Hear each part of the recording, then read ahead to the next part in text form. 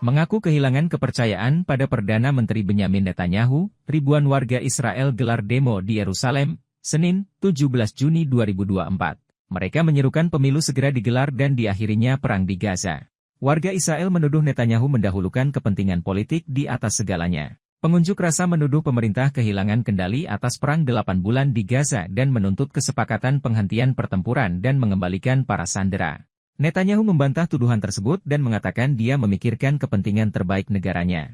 Netanyahu juga membubarkan kabinet perang yang bertugas mengarahkan perang di Gaza, seminggu setelah salah satu dari 3 anggotanya mundur dari pemerintahan koalisi Netanyahu yakni Benny Gantz. Para pengunjuk rasa berbaris dari luar Knesset, Parlemen Israel, menuju kediaman pribadi Netanyahu sambil membawa bendera Israel dan meneriakkan slogan-slogan anti pemerintah.